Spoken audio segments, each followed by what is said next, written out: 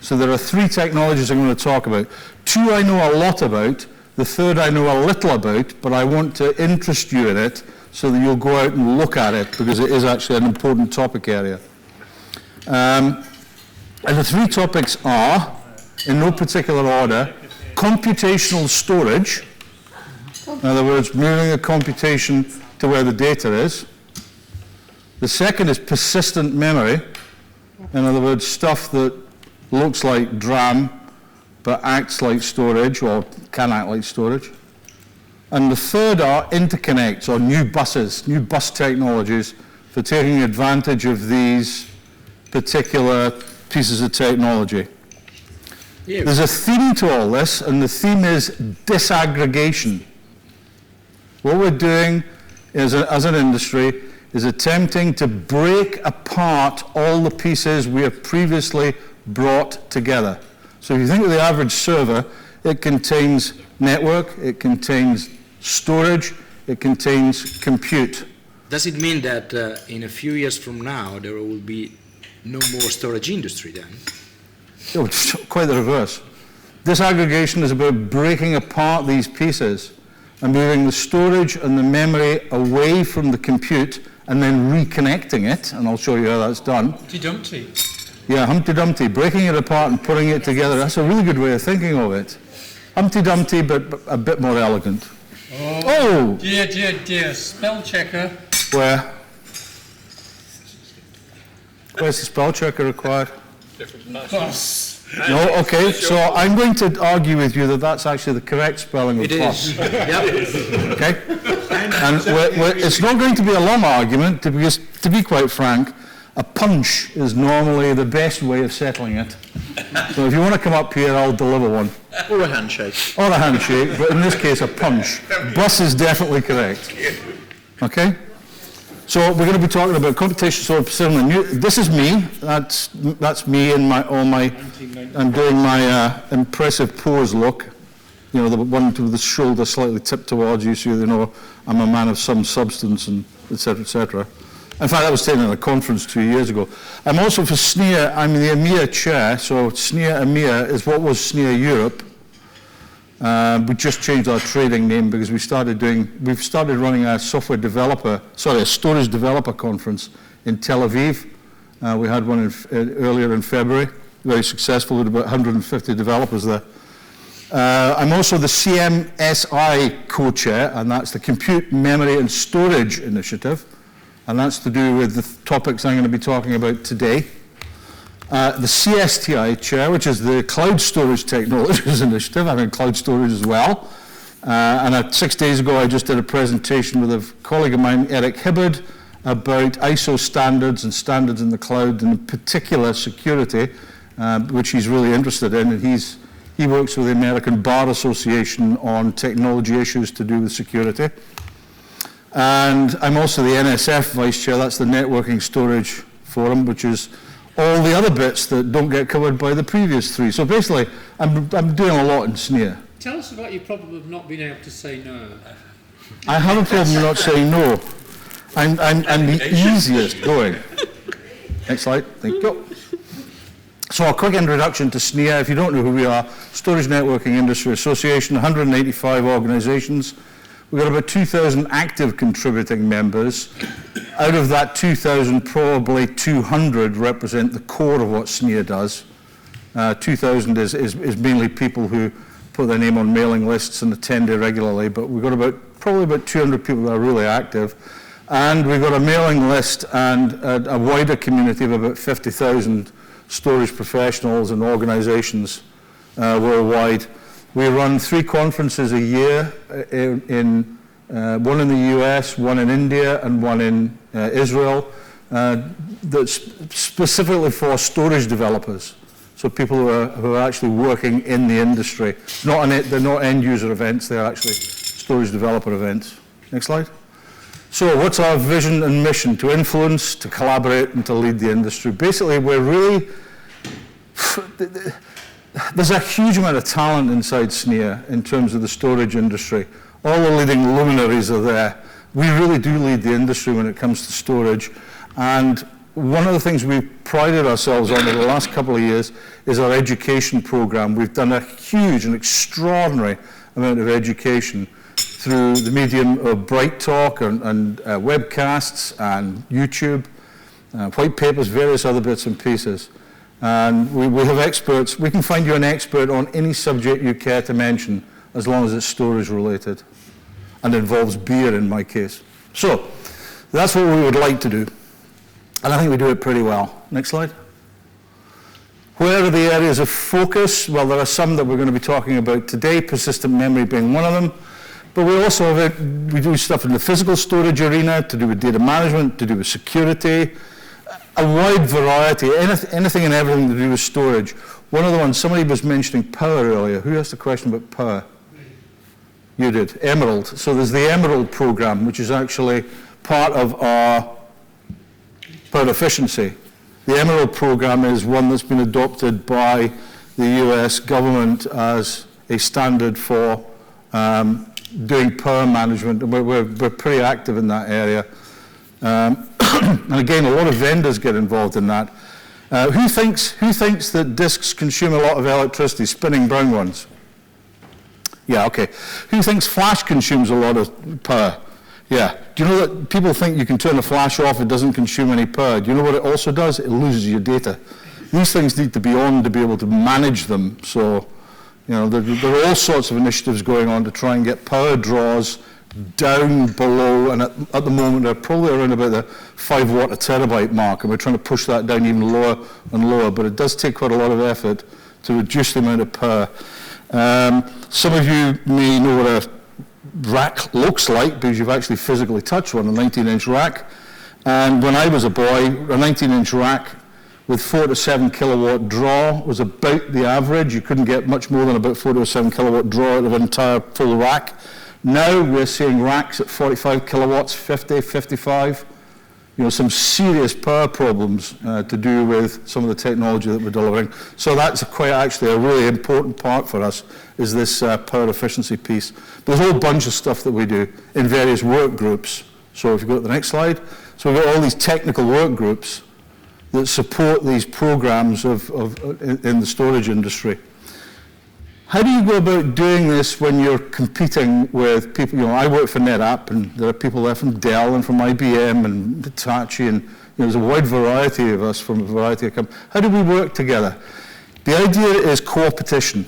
We're all in competition, but we're also cooperating. And the reason we need to cooperate is without cooperation, we don't get customers to buy our stuff. Now, I can't sell you anything if you've gone out and bought a system that's completely incompatible with the stuff I'm trying to sell. So standards are incredibly important. And we actually come together and generally manage to be quite civilized and agreeable with each other. Because this industry is very, very... The industry is based on personal acquaintance, people knowing each other. This isn't about company loyalties. This is about the industry working together, and it's a very powerful way of working when you can put away the swords and the shields and the stuff that sales guys and marketing people do, and you can come together as technologists and talk about common solutions and common areas of working together. So that's the kind of thing we do. Yeah, sure. How much contribution do you have from non-vendor people? As in, there's an assumption there that your members are all selling stuff to end users, but clearly there's a view that you would need to get from end users and other people in that market. So how many people actually join that are outside? There are some. We have an academic community. We have a consumer community, so there are a number of consumers in there. And we have different types of consumers. So to give you an example, AMD are a member, but they don't produce any storage, but they are a member. And the reason they're a member is they're interested in what's happening next to them, next door to them. And AMD would like really to be selling quite a lot of chips to people. Same with ARM. We've got ARM as a member. And again, it's the same sort of thing there. And what about the end customers? How many end customers? Very few. Too few. Too few, but there are other industry organizations that represent end customers. So to give you an example, the cloud, is it the CSA, Cloud Services Association? It's got about 30,000 members, and they are mainly consumers of cloud storage. They don't develop standards or whatever. They don't do any of the technical work, but they are consumers, and we go along with, this is not the only industry organization that is out there. We'd like more end users. We've got quite a lot of academic end users. In the past, you did very big end user events. What went wrong? They're called, people don't go to them wrong. The problem with running end user events like SNW, which is I think probably the one you're thinking of, they folded because they weren't actually attracting enough end users through the door to make people like us, the average vendor, think, oh, we'll rent an enormously expensive 10-meter squared booth so we can talk to end users. They just stopped working. There are a number of them still around, but they're far fewer. So for instance, in the US, the big one is the Flash Memory Summit. And that's all about flash memory. That doesn't really have anything to do with general computing. General computing type SNWs or COMDEXs are really on the decline. How it happens, though, in the days when I started this thing, IBM shared guidance as powerful as IBM. There's a sort of equal balance of power. Nowadays, it seems to me the vendors have all the power and the users just do what they're told. Yeah, no, I don't mean that. So, yes, but you have to remember that our consumers tell us what they would like to consume, and then we then deliver and develop what they want to consume.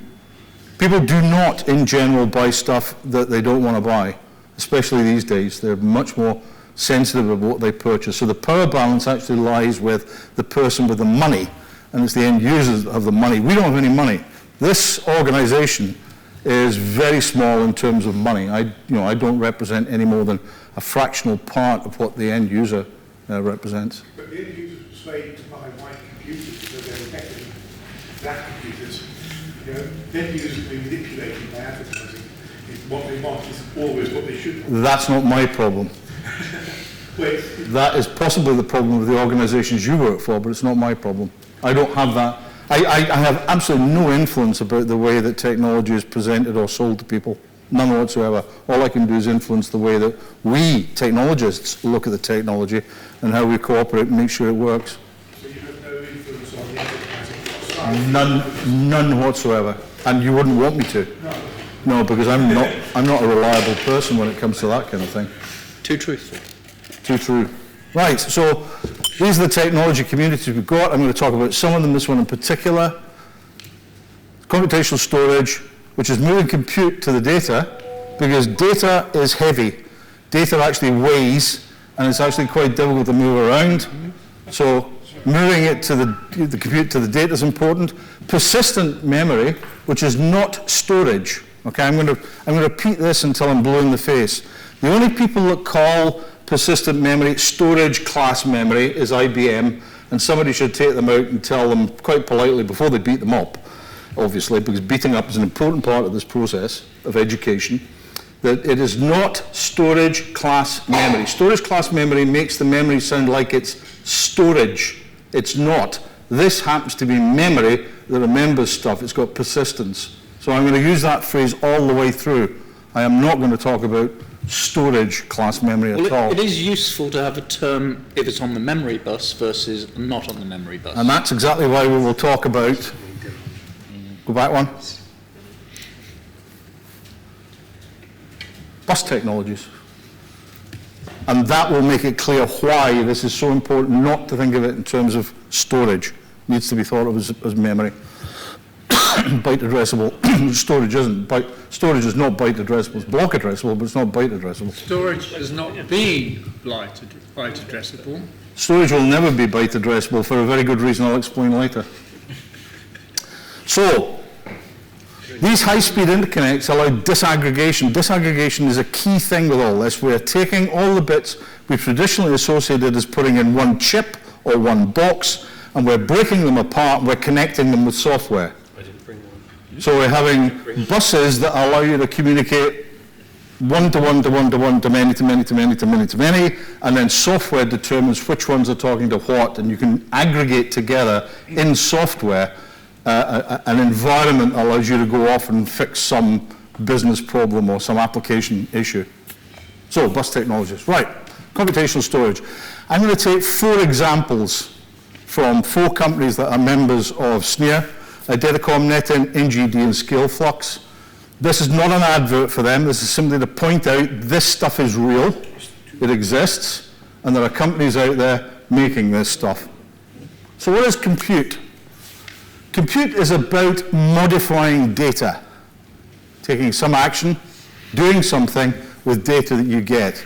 And in the main, what compute is about is changing data, or at least making decisions based on the data that we get. And the problem we've got is storage capacity is growing, but the architecture's remained relatively unchanged. We've got a lot more storage, and we've got a lot less ways of actually being able to compute on it.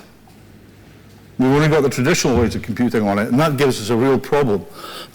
And what we would like to do, and what we are going to do, is put the CPU power, or some of it at least, next to the data. And I'll explain what these things look like and what they can do in a second. And we also need, and I will give an example, we need to redefine the software stack as a result of this, because computational storage makes the way you look at storage quite different. Next slide. So the problem, bottlenecks everywhere. If you think of this bottleneck between the CPU and DRAM, CPU and FPGAs it might be talking to controllers, to disks, to whatever it might be, the network, everything is about bottlenecks. And there are 2 bottlenecks that we face, both of which are overcomable, one of which is an engineering problem and one of which is God's problem. The engineering problem is bandwidth. If you want more bandwidth, simply multiply the thing up. Okay? That's an easy fix problem. The other one is latency. Only God can fix latency. And the problem we have with this latency is that we have to move, if you think about the way that we do, Ceph. Let's take an example of Ceph. Let's say that we want to do an analysis on some data in a Ceph environment. What do we have to do to the data to be able to analyze it? We have to read it from disk. How much of it? All of it. We actually have to get all the data back to the center to compute on it, and then throw away 99.99999% of what we brought back because it wasn't relevant and it came in 4K chunks. Right? It was really pointless. What compute storage, or moving the compute out to the storage allows you to do, in, for instance, a Ceph environment, is have a Ceph node that has actually got enough compute power to be able to do some of that first pass analysis. So if I went out there and said, I want to know the number of objects I've got in my Ceph database that have the attribute red. What I would normally have to do is gather all the data together, look for all the reds, throw away all the stuff that's blue, yellow, green, not of interest. Whereas with computation on the storage, I can go to the storage and say, you tell me how many red objects you've got, and if it's none, don't send me anything back. I'm not interested. Well, the ideal is you also use indexing metadata up front anyway. Yes, except indexing and metadata takes effort. You have to pre-build indexes, whereas with computational storage, you can sometimes avoid doing that. You can do them dynamically. Ish. Well, more than ish. You can actually do them dynamically because you can actually go to the storage and say, here's something to do while I'm busy off doing something else. Go find the red things. I'll come back to you in a few minutes. Have you got any? None? No, okay. No further communication needed. That's just a simple example, though. Coho Data tried to do this and it didn't work. Sorry? Coho Data tried to do this and it didn't work. Yeah, there's something about being first that can often end up with you falling off the edge of that cliff. You know, nobody's built any safety barriers. First mover disadvantage. First mover disadvantage. In fact, in this industry, probably third or fourth mover disadvantage. Yes. You're not changing the classic von Neumann architecture, though. Say again? You're not changing the classic von Neumann architecture in terms of what you're doing. You're just distributing compute to a different place. Yes. So if you go on to the next slide. Basically what you're doing is defining APIs down on particular devices. So there's an API, or at least some interface between you and the device you want to talk to that allows you to assume it's got a certain amount of compute. Well, not assume, but to actually ask the device, what can you do? I can do this. This is the kind of services I provide. That's great. So when, you know, let me give you another example. Smart backup devices. Let's say we've got an environment where we're just, you know, it's huge and we just don't know where our backups are and blah, blah, blah, blah. What about a smart backup device? A device that's got enough compute that when you plug it into a bus, it goes, hello, I'm a backup device. I've got these kind of characteristics. do you want to use me? And some central process comes along and says, yes, in fact, there's a device over there that's actually a database device, and I would like you to back that database up. And the two devices talk to each other. Okay, so that, you can do backup autonomously, as an example. Can I add another one to your slide at the bottom there? Yes. And that's security, because there's the risk that if you've got access to a physical access to something, you could insert a computational storage device that's got rogue code on. Yes. That pretends to be a device like you've just... I'll talk about buses and key management, because key management is a big issue when it comes to It's buses. also more than key management. It gets into the whole data governance and usage. So what's that compute doing to the data? Yes, So that's a completely separate area that's always... it is. Well, it isn't being ignored. We're not ignoring it, but I'm not going to talk in any great detail about it, because there's a lawyer here, isn't there? So it falls into the territory of boring. Sorry. But there are some things that you assume we're going to have to fix. Not if you're a CIO that's responsible for this, or you're not actually responsible for it, but you're the one that gets the blame for it. Yes, no, I absolutely agree. But there are ways and means, and we do. The interface does. The interface is built from the ground up on security. One of the things that we did with our first iteration. Governance isn't the same as security. Sorry? Governance is different from security. No, but you need security or to have governance. You can't have any governance without security in the first place. And governance is done at a different level than security. Yep. The security is done on the device. The governance is done on the infrastructure, whatever the infrastructure might be. It should be done above that, but Sorry? it should be done above that. It's The just data been context. by the infrastructure. Yeah. Yes. That's where your policy comes into Yes. play. So there is security in here, and I will talk a little about that when we talk about buses. But the other thing is the software design, these API definitions, these are the ones we're defining. Currently, there are a number of them, and they're all different for different vendors currently. We're trying to normalize them so that we have a standard set of API. They're not APIs. I'll explain what I mean by that in a second. Are you saying that your compute devices will have GDPR-type policies and permissions built into them so they can know where they're allowed to If you take out the word GDPR, I'll agree with you. Yes, they have security built into them, not necessarily GDPR, because GDPR is an abstract concept. Well, it's a level for him. That's the GDPR man over there, and he knows that that's made out of a bunch of little pieces that are glued together, stuck together. So no, you don't have GDPR compliant devices, just in the way you don't have GDPR compliant processes. You can't have GDPR, but you can have devices that are aware of the concept of permission. If you don't have that metadata being stored, you don't store permissions and move them around with the data, it can no longer have GDPR applied to it. Right, so how smart is a computational storage device is possibly the question being asked here. Do we have really smart computational devices or very, very dumb ones? Well, currently what we've got in terms of disks and flash SSDs is dumb squared times dumb. Okay? So what we're doing is attempting to make these things smarter. That does not mean to say that we haven't managed, to some degree, to fix the security and governance issues that we have with our current completely dumb devices. So we just simply need to take those processes and apply them to these new technologies and have the technology help us, and the technology does. When I said plug in a backup device, I didn't actually mean that you went, somebody was literally plugged in a backup device and then, half an hour later walked away with it in his back pocket. That plugging in action has to be managed in some way. There's a management process that allows you that device to talk to other devices to do the backup. Well, ideally, you wouldn't even turn that Ethernet port on until you validated. Exactly. Well, there are bus technologies they're keyed.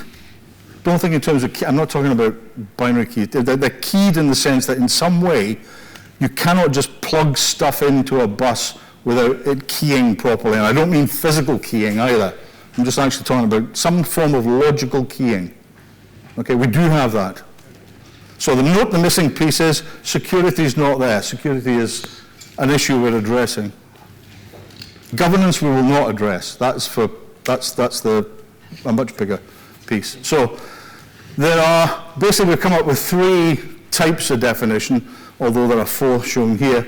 And that's computational storage drives, which looks like a drive with compute on it. A computational storage processor that doesn't actually have a drive, doesn't have any way of storing data, but can do something that's computational in nature and possibly quite limited. It might be built into an FPGA, and I'll give you an example of these in a minute. And a computational storage array, which is just basically a bunch of all this stuff put together, but it looks like a single entity. Okay? So, this is one example, RAID offload.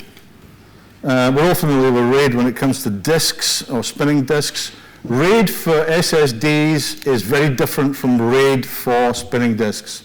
We actually use different techniques when doing RAID for... In fact, one of the big problems when we first introduced SSDs, flash drives, into the marketplace was we used traditional RAID technologies, and they suck big time. They are not good. So the idea here is that we could actually have something that is doing RAID on parity generation for a variety of devices that are not necessarily RAID or parity enabled in any way.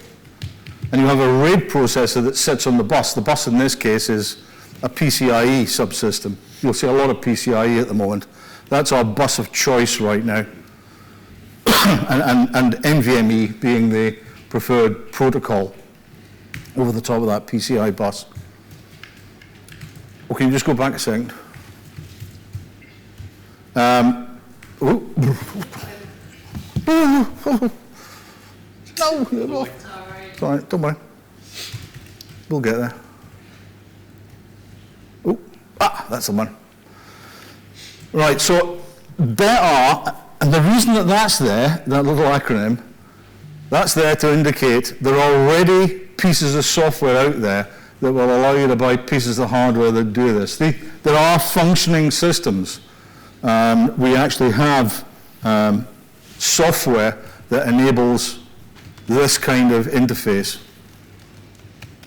So the next is compression. Perhaps we want to do compression on devices.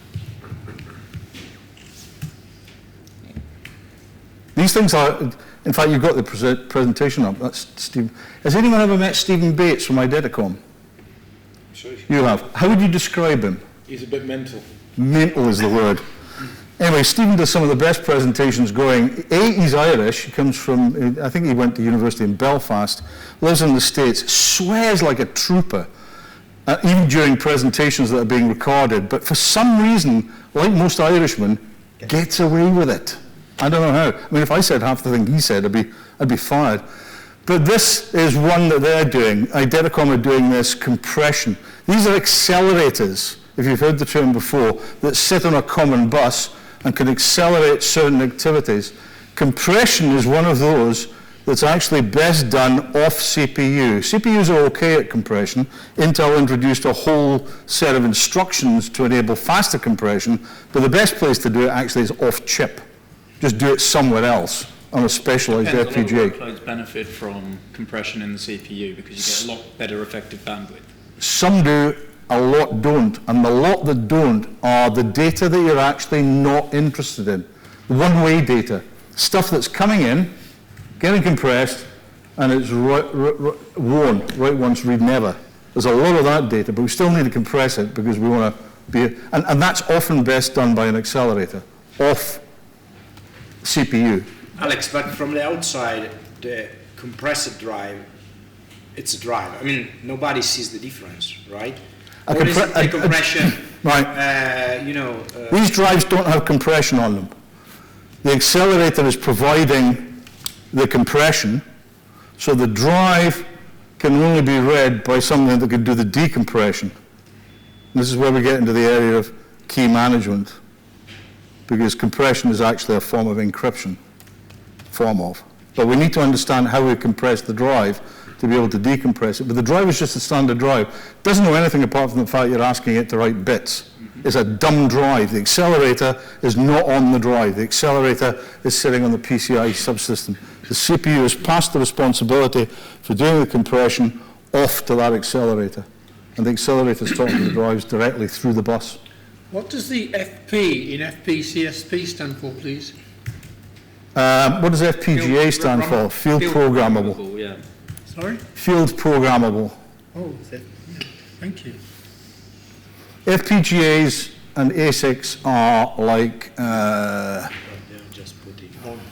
hardwired CPUs. Actually, they're not programmable, you're right. They're single function. They're single function. Yeah. ASIC is, yeah. Yeah. The same device. Next. Which one's this?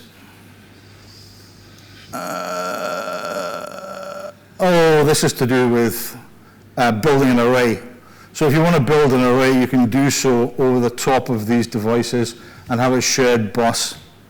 Arrays for me are very uninteresting because actually arrays are just simply building back up to the problem we have, which is it looks like an array and it is managed like an array. And that's what we're trying to get away from here by disaggregation. So computational storage arrays, and the reason for that, believe it or not, is NetApp. Let me be quite honest here. Our first foray into this will probably be to build an array. Why not? I mean, hey, we're the array specialists. So this is a Coho data type. Yes, that is, yes. Okay. Video transcoding. So let's say that we want to do some kind of transcoding. Perhaps we've got an accelerator that sits on the bus that does the transcoding. That's actually quite a powerful technique because you can then have, video transcoders, and these are the NetInt ones, that just plug into the PCI bus and do the transcoding for you on the fly, and don't involve the CPU at all. Next one. Oh, this is them talking about their... I'm going to talk a little about this PCIe interface again. We're going to talk a bit more about interfaces because we do have a big problem with a lot of these ideas in terms of computational storage, and the bus is one of them. Who's familiar with PCIe bandwidths? Reasonably. Well, PCIe bandwidths are crap when you compare them with things like Ethernet or with fiber channel. They are literally an order of magnitude slower, which is really strange when you consider they're actually the closest thing to the CPU in terms of bus architectures. But they are quite slow in terms of the bandwidth, slow in that sense. The latency is slow is the wrong word, and I hate it when you slow in terms of bandwidth. Bandwidth. It's got nothing to do with speed. No, absolutely. So when I say slow, read bandwidth and throw peanuts. Okay? Got any peanuts? Mints? I'm sure some can be arranged. Mints. Only green ones, that will limit you. So, the idea here is transcoding can take place away from the CPU on specialized processors that sit on some kind of common bus that we can manage as a unitary whole. Next slide. Hadoop. We already talked a little about Hadoop, but the ability, for instance, to reduce the amount of processing required in a Hadoop environment is considerable. The idea behind computational storage in this particular example is to avoid data movement. So data movement's the killer. Data has mass. It takes effort to overcome its inertia. It likes sitting there. It doesn't like moving. And the idea here is that we do as much as we can next to the data so that we have data nodes that actually have enough DRAM and enough horsepower to be able to do some of the local Hadoop processing before getting back to the host platform in the center. And again, these devices exist. You can actually go out and work on NGD's Hadoop drives. I don't know how much they charge for them. Actually, I don't know whether they sell them or not yet. But and most enterprises will run away screaming because they're not standard compared to the rest. Right, but they will be standard shortly because this is what we're trying to do: is standardize these kind of interfaces. Next slide. I've got a new assistant. Isn't he glamorous? Another example, network monitoring, because you can actually sit out there and do, look at what's going across the network, because you're actually sitting on the PCIe bus. Then you can actually do network monitoring much more effectively than you can by having what you currently have, which is a CPU memory-bound architecture for network monitoring. And again, there are companies out there selling network monitors that sit in the PCIe bus. Mm-hmm. Next. NVMe. This is because this comes from ScaleFlux. They've got IP in there as well. One of the problems that we sometimes have is that some of our members in SNIA have IP, intellectual property, either a patent, normally a patent of some form, that they get very protective about. And one of the things that we're being very insistent on is we don't standardize anything with a patent that can't be obtained for a reasonable fee, where reasonable You is... have FRAND. Sorry? You have FRAND policy. Yeah, a FRAND policy. And that actually causes a lot of people who are coming to this for the first time to not stop, consult a lawyer, unfortunately. And what we get when IP lawyers get involved is lots of expense, things stop. No, thank you. And you generally end up doing stuff in Texas that you never intended to, because Texas appears to be one of the places that most people end up when they're having a bit of an IP bun fight. So, there is some IP in this, but basically what they're trying to do is provide you with an NVMe interface that allows you to do, for instance, Docker type stuff. So you can actually do Docker on a bus. Now, whether this takes off or not, I don't know, but they think it will. You'd only do Docker on the box, surely, to do something on the box. Sorry? Well, you wouldn't just want to run Docker on the box. Well, you can run Docker anywhere. The idea behind this is you can actually run Docker, the container, actually on the device itself. But what And does you the don't- Docker Adding container complexity to... Yes, but the point about it is it's complexity we already understand, because what we can do here is we can run Linux here. And then we can run a Docker environment on Linux on a device. You can, if you think about an ARM chip and 4 gig of RAM, you can do quite a lot. How much does that cost extra in terms of a drive? A bit. So the question for these guys is the addition of that 4 gig plus an ARM chip plus the supporting infrastructure on the chip that on the stuff that sits on the drive, add value to the drive, or just make it a very, very expensive drive? will tend to make it very hot, difficult to cool, and... There's also that aspect of it. Which is why we're trying to get down to the 5 watts a terabyte thing. Alex, can I just say that Yeah. on that instance, in the devices that they're talking about, they're saying that they're not going to increase the number of cores that are on the device or the memory, but they're just going to use some of the stuff that isn't really fully utilized already, because what they're trying to imply is that some of the flash translation layer work and other things that go on the drive don't need to consume all those resources, because they have to put an ARM chip on of a certain power anyway. Yes. So whether that's true or not, It isn't true, that's the point, because most people's FTL layer is actually implemented in ASIC. Something really quite cheap, because the whole problem we have in the industry is, you asked about end users. End users drive this, and they want the cheapest per bit cost they can get away with. And if this turns what is a relatively cheap drive into a relatively expensive drive, it's not going to fly. And so people have been using ASICs primarily to do the flash translation layer. It's only brave souls that have gone out there and thought, oh, well, hang on a minute, with a ball-mounted SoC ARM chip, we can add $5 to the cost and $50 to the functionality. Well, the $50 to the functionality bit hasn't been proven yet, but you're damn right, they've added $5 to the cost. Yeah, so it's already there. I'm quite surprised that nobody put a GPU in the flash drive. I mean, for all the new application that we have today, especially on the, an ARM CPU is a very general purpose CPU. I understand their model, but actually think about putting a GPU means that any modern workload that we are seeing on AI, ML, and stuff. The answer is there is one. There are people putting GPUs on drives and on buses.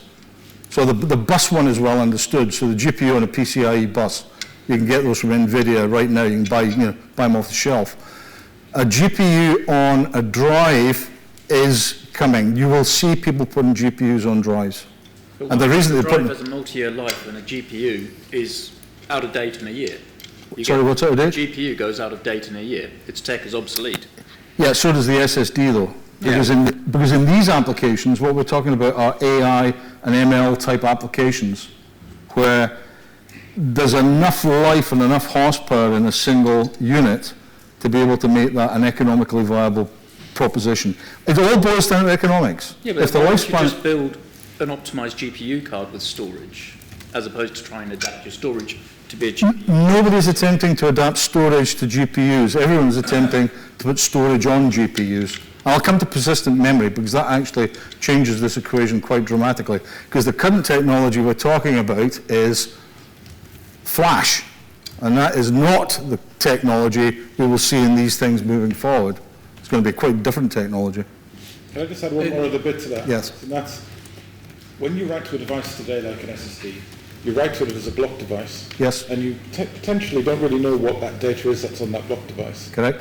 And trying to run code against a random set of blocks that have been placed on that device on your behalf, some of which can be raided across many other devices, means that you don't really have an idea of what that data is. So it strikes me that there's another layer here that needs to happen to make sure that we can actually put the data onto these devices in a structured way in order to understand what we've even got. Yes, and that's why you're going to find a lot of these devices don't actually have the built-in pieces, but the device, the SSD, is going to be off somewhere else, and what's sitting on the bus is simply an accelerator. Yeah. And the accelerator has the knowledge of several tens of devices and can actually operate across a much wider stripe of data than something sitting on the device itself. But that doesn't stop us from having these devices in the first place. These devices are valuable to have.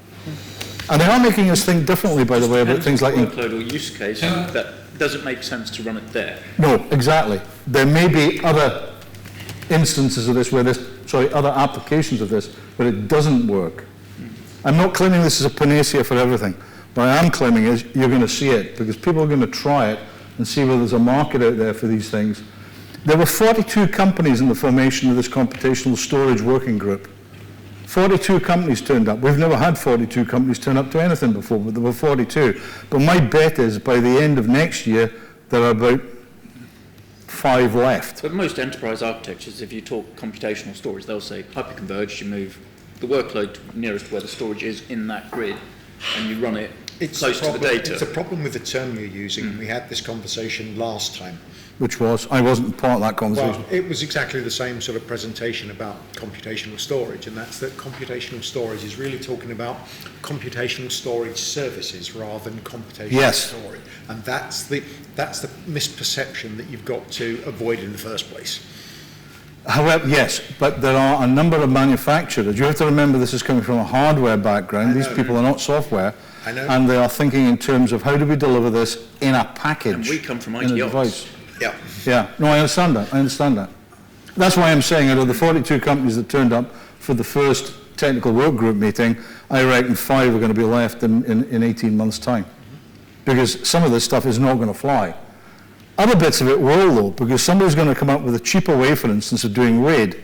And RAID is actually quite an expensive process on traditional spinning bound stuff, which we still use, and which we will still continue to use.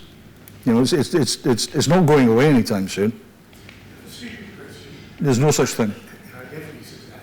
Well, I'm going to say it again. There's no such thing.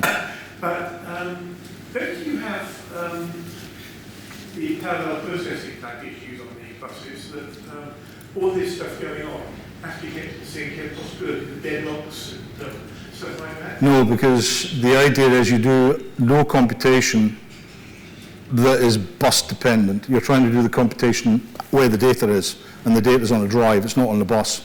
The communication with that data and the drive is over the bus, but none of the computation depends on that or shouldn't depend on that communication. Just local to this. It's local. Yeah. Next slide. Hadoop. Somebody's actually gone out there and done it with Hadoop and proved that you can do things 160% better than you could before. My disappointment with this slide, and it is quite a big disappointment, is that's not a big number. No. That's actually quite a small number. That's 1 year of CPU advance. Yes, and it's really something I don't think that's going to make this particular solution fly. But hey, I'm the messenger. Are you thinking the solution may be not to use Hadoop in the first place? Well, what we're going to see actually is different types of application, not Hadoop type applications, but different types of it. I mean, there are some that are better suited to it. Things like Ceph, for instance, and some of the NoSQL type databases are better suited to having the computation closer to the data than others. So with this, did they do anything around power consumption, heat dissipation as well? I'm going to take a small bet with you. No. This is how technology. Next slide. Hyperscalers. Last one, Gzip compression offload. Quite a lot of data gets zipped one form or another, and doing zipping at the device level seems to be a bit of a benefit. I don't know what's happened to the graphic here. I've ended up with a little... What's that? Anyone know what that is? Single application. Yeah. Oh yes, there we go. It's a build. God, I hate builds. Yeah, thank you. So the point about this is that doing Gzip on the device rather than doing Gzip in the CPU. I mean, this is one area where even at low end, you know, on a laptop, there's quite a lot of Gzipping goes on. But certainly that's one area. That's one area that we've looked at, by the way, for getting very high compression ratios on arrays. You know, you go out and buy a flash array today, and every vendor will guarantee you a 3-to-1 ratio. They'll give you 3 times as much apparent as you actually need to buy. So for every 1 terabyte you buy, you get 3. And it's all done through zipping it. And so this kind of thing will help everybody if you've got devices that can do the zipping for you. Next. So that was computational storage. You're absolutely right. Computational storage services are where it's going, not the devices themselves. You're going to see, but the important point here is disaggregation becomes king again, because we're actually beginning to disaggregate. What we're doing is we're beginning to work out the bits of the CPU and what the CPU currently does that we can saw off and move elsewhere. Bits that the buses that we're using, and we're using the buses in a pretty dumb way at the moment. Well, how can we make the buses smarter? And the devices at the back end, is there any advantage in having a smarter device that can do things like tell you every time Chris appears in a video? I mean, well, there are applications like that where continuous video streaming to a device, and if you could identify Chris in a video as it's being streamed, hey, you know, that might be something that's sellable. You'd overload the processors. Sorry? You'd overload the processors. Currently, Looking for Chris in the videos isn't too many. actually, I tell you what we might do. We might get fed up of seeing Chris in the news for some major offence or what. Oh, he's not listening. Look, he's off. Look, he's doing other things. He's just not paying any attention. Hello, Chris.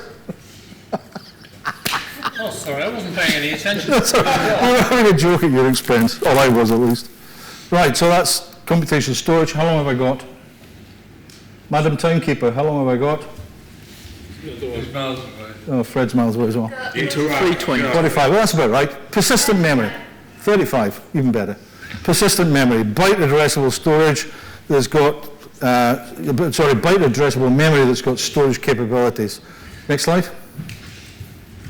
So the nice thing about this is really simple to understand, because basically what you've got, hard disk drives at the bottom, and CPU registers stuff that's incredibly local at the top in terms of nanoseconds to the nearest power of 10. No, we don't have tape on there. And in fact, one of the things that I didn't mention in my presentation was we don't do tape. The Storage Networking Industry Association doesn't do tape. I don't know why, possibly something to do with a lack of network. But we do DNA storage. We're starting a new technical work group to do with DNA storage. Don't laugh, it exists. It's real. Microsoft's pushing it. Yeah, in fact, it's the company that Microsoft bought a chunk in that we're working with to try and form this working group. Big IP though, that your stuff might contain or One of the really nice things about it is it's edible. Yeah. When was the last time you managed to eat your data? But you've got to keep it below about 40 degrees. No, it's actually, they believe they can make it such that it does not denature for literally thousands of years at room temperature. I have eaten data. Have you? Yeah, sadly. What, boiled chad? No, tape. Sorry, card. A card? An IBM punch card, was it? No, it was way before that. It was a drinking party with the ops guys a long time ago. You are one sad puppy. eating data. Yeah, tape's not there. DNA storage is down here. The nice thing about DNA storage is, by the way, that it takes days to write and it can take weeks to read, but it is incredibly cheap because you can get like a zettabyte on the end of a fingernail. Very anyway. dense. Eh? Very dense. Very dense, incredibly dense. How do you address it? Yeah, the problem, what we're trying to do with this technical work group, they have the technique for storing data. What they don't have is any way of doing key management, because that's always an issue with long-term storage of data, and working out what you do with a bunch of DNA that's 100 years old that you can't quite remember how you're encoded. So we're trying to come up with mechanisms that are... Even today. Yeah, it is, but we're trying to come up with mechanisms, and a couple of really smart guys have come up with techniques for encoding, self-decoding data. I know that sounds a Can you weird not way of just putting use it. atomic force microscopes and do basically atomic bump level encoding instead? Because DNA, having come from a DNA repair background, I wouldn't trust its reliability for 6 weeks. You ought to join the group. I'll give you the details later. You've also got the problem of too many things can affect DNA. Yeah, DNA... It's not big long, I mean, they're quite short strands. They're about 300 molecules long. Yeah. Oh, So you can 300 grab those quite easily. amines long, they're not that big. Anyway, so we've got this thing. Pay attention. Come back to this. There's a bit missing between DRAM and performance SSD. And I actually own a piece of wire that Grace Hopper gave me. Anyone know who Grace Hopper is? Yeah. Yeah, oh, wonderful woman. Met her once, she gave me a piece of wire, and it's 11 inches long. And that was Grace demonstrating what a nanosecond was. It takes an electron a nanosecond to go 11 inches down a piece of wire. And so she used to hand out nanoseconds. She used to say, here's your nanosecond, and here's your nanosecond. Just hand them out. Great. And I've got one at home. I've got a Grace Hopper nanosecond. That's a nanosecond. DRAM. DRAMs are round about the nanosecond, roughly. These are all rules of thumb, okay? My thumb is probably smaller than your thumb, or might be bigger than your thumb, but it's definitely not the same size. So these are all just orders of magnitude. And the idea that we've got hard disks, capacity SSDs, performance SSDs, gap in the middle, DRAM, and CPU. And that gap in the middle will be covered by non-volatile DIMM form factors currently. And I'll talk about buses in a second. So there's a layer missing. Next slide. What are the use cases for this missing layer? Well, I'll talk a little about them, but basically anything that requires persistence and needs to be really fast. So I'm not going to go into any great detail for all of these because you can probably work out some of your own, but something that requires persistence and needs to be really fast. DRAM's not persistent. Take the power off, it dies. Eh? At least conventional. Conventional DRAM. And in fact, it would be persistent memory if it wasn't DRAM, because Well, DRAM... you can have independently electrically Next slide. supported RAM that's persistent. Next slide. There we go, like that. So that is DRAM backed by flash. So the idea there is that when the power dies, we flush out the DRAM to flash. The problem with that is it's quite expensive because we need twice the memory. We need both DRAM and we need flash to support it. And what we're looking for is NVN DIMM-P, non-volatile DIMMs of P form, and the P form is persistent in its own right, and it's persistent memory, but it has a slightly greater latency, where slightly is factors of 10. So this has tens of nanoseconds, and you can get it into hundreds of gigabytes. Well, this may have hundreds of nanoseconds, but you can get it into terabytes.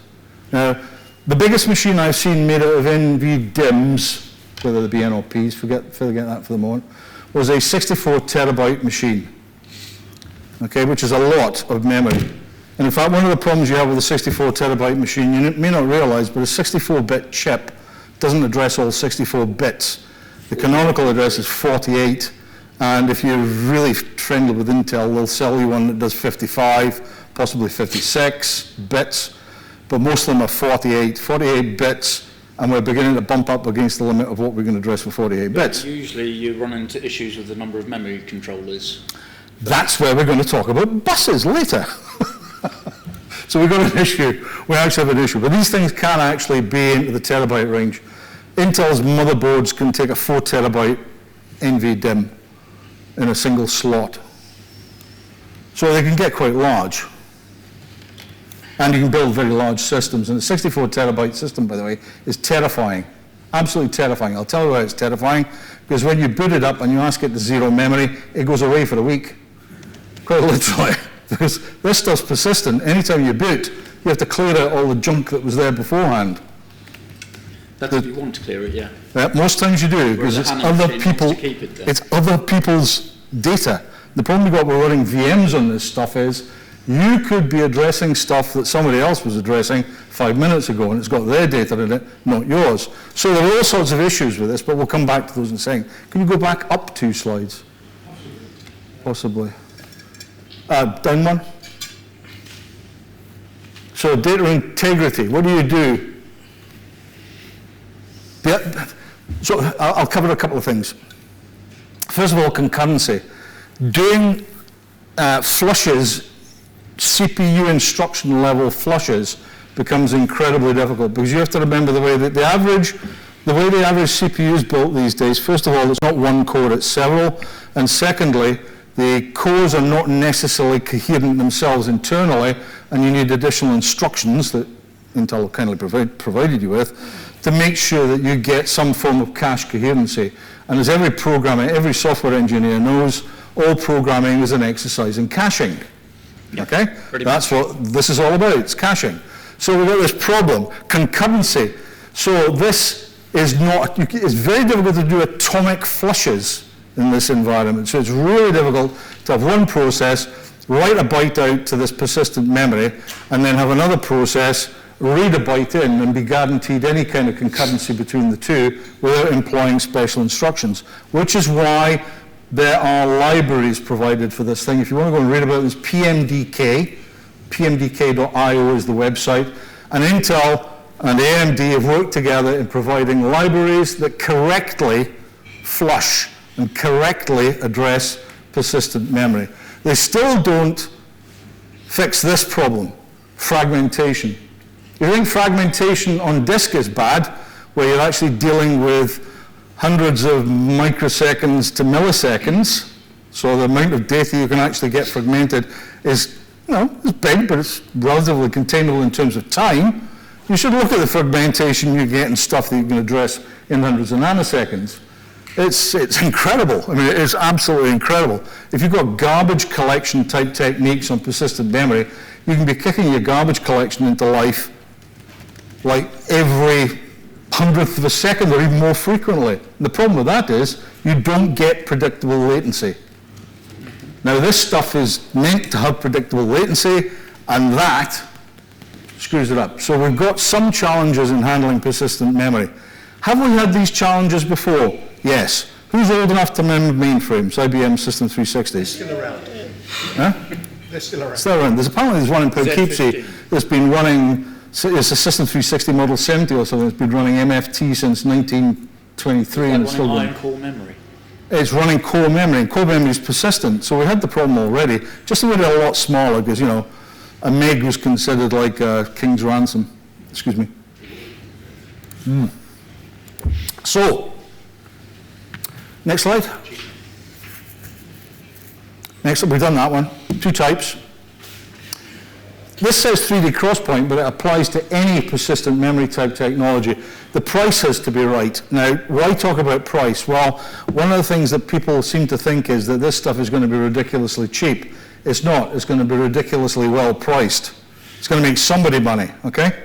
Because the idea is it's going to be positioned between DRAM, which is here, price per gigabyte, and SSD, which is here, price per gigabyte. Those are real, again, those are rules of thumb, these are all powers of 10, but basically if it doesn't fall in that area, people are not going to buy it. If it falls to the right of DRAM, then we'll have an instant market problem in that we'll just be flooding the market and nobody will want to make it because it's just too cheap, and et cetera, et cetera. So, one of the nice things though about a lot of these manufacturing plants, by the way, is they can be switched from making DRAMs to making persistent memories or even flash quite quickly. So although it might cost 15 billion or so to put together a fabrication plant repurposing a fabrication plant can be done a lot more cheaply, and there are companies out there that do that. There are very few fabrication plants in the world at the moment, by the way, very few, and almost all of them are in China or owned by Intel. So you've got one or two categories. Either you go to China to get your fab done. Taiwan as well, which is not really Taiwan, but Taiwan is because Taiwan's all Intel. Intel own every fabrication plant in Taiwan. TSMC. Oh, yeah, you might be right.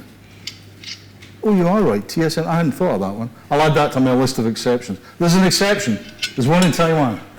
But anyway, the price per gigabyte is really important, and we've got to get that right. Next slide. And there are other types of persistent memory apart from 3D Crosspoint, just in case you thought this was an Intel advert. Some of these actually haven't made it to fruition yet. Some are beginning to. Most have manufacturing problems of one type or another. Some are incredibly difficult to manufacture, like this baby, this one here. I don't know if you notice what that says. That says 50 nanometers. Basically, it's a stack of electrons down the side of a tube, and they are incredibly difficult to manufacture with that kind of precision.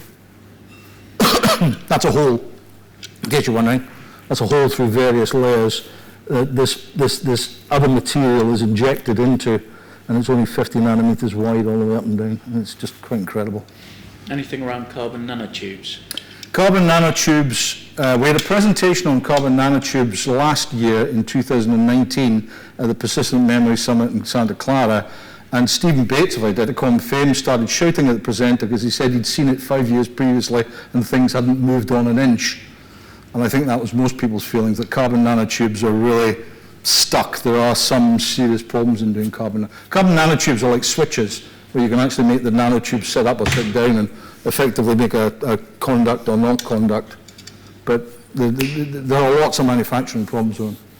Although they are vanishingly small, and you can get some serious densities. Next one. You need an ecosystem. You're going to do persistent memory, you need an ecosystem. You just can't plug this into any machine and expect, first of all, the motherboard to understand the stuff, and secondly, the operating system to understand the stuff. So there's been an awful lot going on. The software area, all the major operating systems now support persistent memory, and I'll explain what I mean by that in a minute. NVDIMM support, because it requires BIOS modifications. In other words, when you plug in an NVDIMM chip into the current existing memory bus, you need to be able to inform the operating system of the address range of that chip. And that means the BIOS has to do that work and carry range information for the chips, or be able to find out the range information for those chips from the underlying bus interfaces. JEDEC have had a lot of work here. I've done some work with JEDEC, particularly on doing encryption, because the one thing we like to think about is security.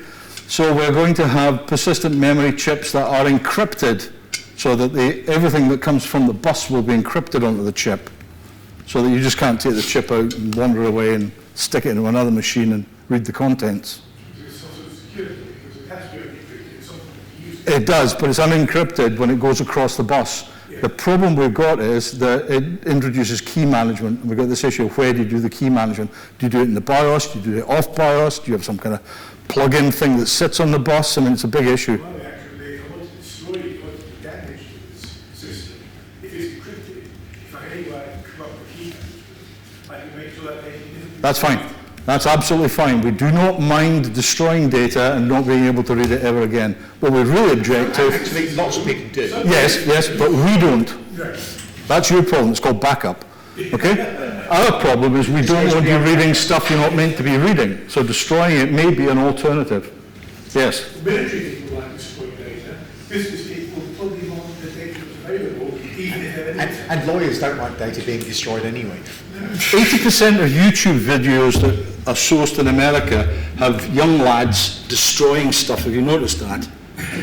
You know, it's, exploding dustbins and firing golf balls, anvils. Yeah, it is. So anyway, there's a lot going on here in terms of making sure, and the infrastructure is complete, by the way. That should be a green tick, because we're well past that, for instance.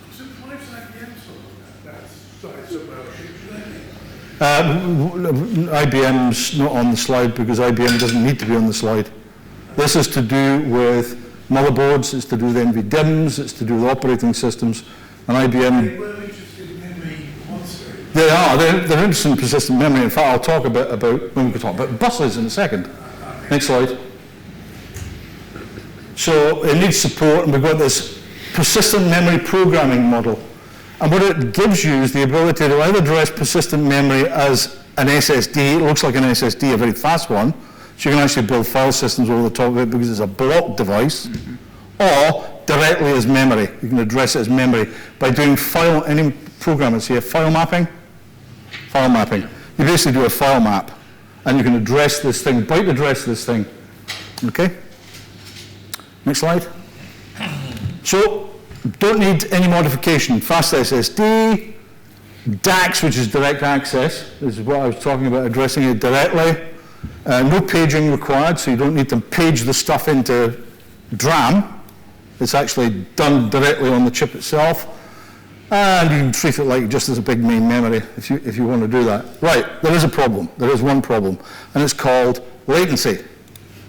This is load storable stuff. This isn't doing stuff in blocks. We're doing loads and stores on this persistent memory. If I'm doing loads and stores on DRAM, then it's pretty quick. It's in the nanosecond range. And in fact, because of the way the caches work in a CPU, it's very quick indeed, because there are 3 layers of cache management in the average Intel chip, and they're pretty big to allow you to have DRAM and interface it and have some kind of, if you like, gearbox between what you're doing with loads and stores and what the DRAM is actually saying on the other side, which is great. That means that we can actually run things very fast and very effectively. But when you're talking about persistent memory, that is 10 to 100 times slower than DRAM, so we've got this problem.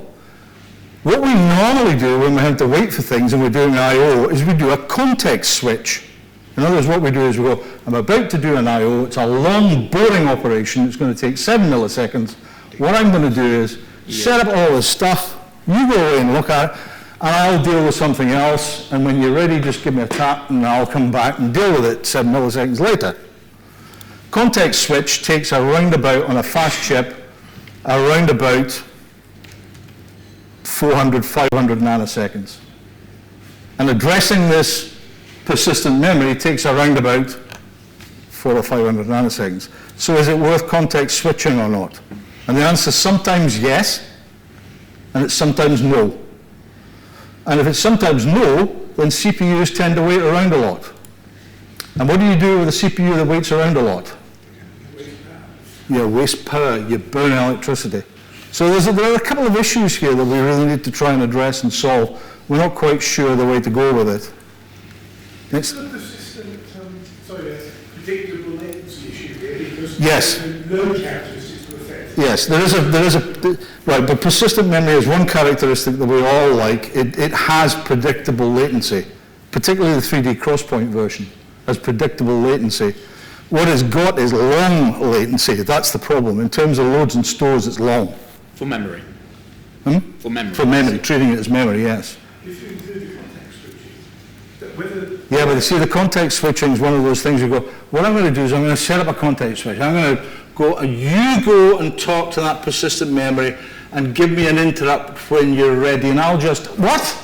And he's back, because the 500 nanoseconds are already gone. Although with hyperthreading and things these days, it doesn't matter so much if one workload is It doesn't, stored. and in fact one of the things that Intel are having to do is change the way the caches are managed between various cores to make sure that they can actually do switches from core to core to core without bearing the overhead of having caches that get incoherent or need coherency.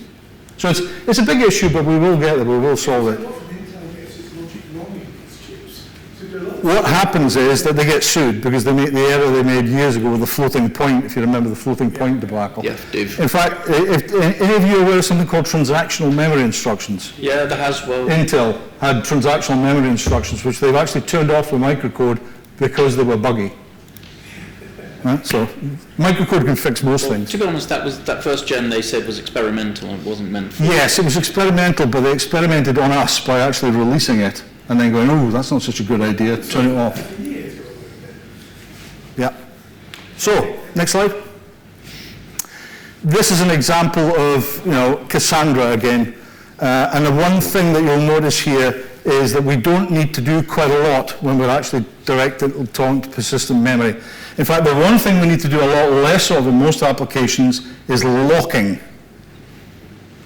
Locking. You don't need to do as much locking. You can actually invent algorithms, if you're smart, that don't require locks. Exactly. That don't require locks because of the way the caching works. So avoiding locking is a big plus. You should never avoid locking. Well, no, you should avoid it as much as possible, but detect the conflict and do a locking path only if you need to. Yeah. So the idea behind not locking is attempt it, So we'll try and and if it not fails, conflict try and fix the problem, probably by having done a checkpoint in the first place. And if it doesn't fail, and 9 times or 99 times or 999 times out of 1,000, it generally doesn't fail because you're the only one with a lock. You just carry on as though nothing had That's happened. a lock here. Yeah, I wasn't thinking of that. Anyway, carry on. Next slide. Front row. In front. The read path is much simplified as well because you're actually talking directly to persistent memory. These are simplified diagrams. These are diagrams which your mother would probably go, oh, I understand that, in which case it's probably too simple. Yeah, but they are simplified. The idea is that, Requires training for this. yeah, the idea is that we don't need this level of support here if we're not talking to disk here. If we're not talking to disk and we're talking to memory, it all becomes a lot easier. Next slide. So we have some ongoing hardware requirements. We need an MMU redesign. That's coming. So Intel are talking about redesigning the memory management unit by having 2 memory management units, one for regular memory and one for persistent memory. And the reason for that is to try and remove separate the address spaces out properly. Faster context switches are needed. We need to get down from 5 to 400 nanoseconds to lower. Polling is being done at the moment. You just poll for the result. You know, spend your 500 nanoseconds just bouncing around on the spot, seeing what you asked to happen has actually happened. And DDR4 bus. DDR5 is coming. Anyone seen that? That's a technology trend. Real soon now. We don't know when DDR5 is going to make it out of the stocks. It's supposed to be January 2018, but I seem to remember it's February 2020 now.